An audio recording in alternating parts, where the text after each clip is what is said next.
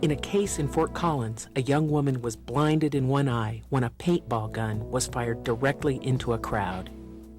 I thought it'd be funny if I pulled out my cousin's paintball gun and shot into the crowd, which Jarrell was in. I think I was the only person that was really hit. I got hit in the eye, my left eye, and then they hit me a couple other times. She's gonna be blind for the rest of her life in her left eye, and that's, you know, really a scary thing,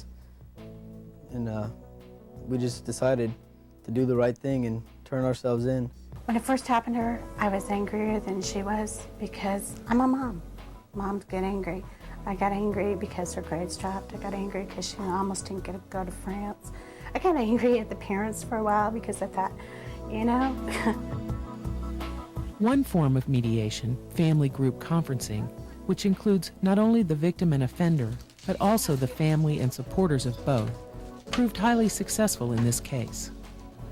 I wrote Jarrell a letter of apology, and it explained how sorry I was. And as he's reading this, you can hear and you can actually feel everyone, just that wall that has built up, start to crumble. When he read the letter, I was just like, wow, you know, he really does feel bad for this. And it just kind of hit me. In the mediation, I think we all cried a lot. And people were hashing things out back and forth.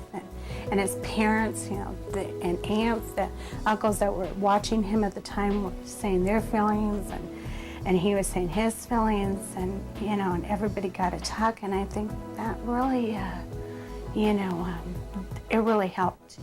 And then the wall, instead of the walls that separate, it was a wall that surrounds, is the best I can explain, and they became one group.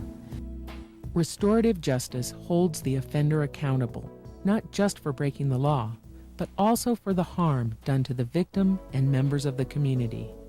After the victim-offender mediation, you sometimes find that the offender wants to pay the victim back because there is now a personal relationship that's positive instead of negative. He didn't have any money to help pay for the victim's eyeglasses or for a computer or anything that she would need.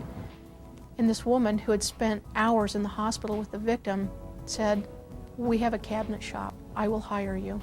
I found out he was really sorry for what he did.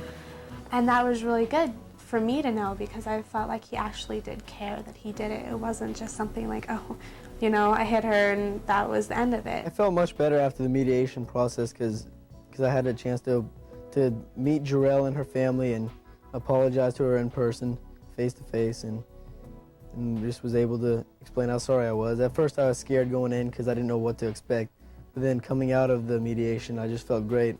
It's the healing that takes place that to me is the most important thing in the restorative justice approach. It's the healing between the victim and the offender. It's the healing between the offender and the community.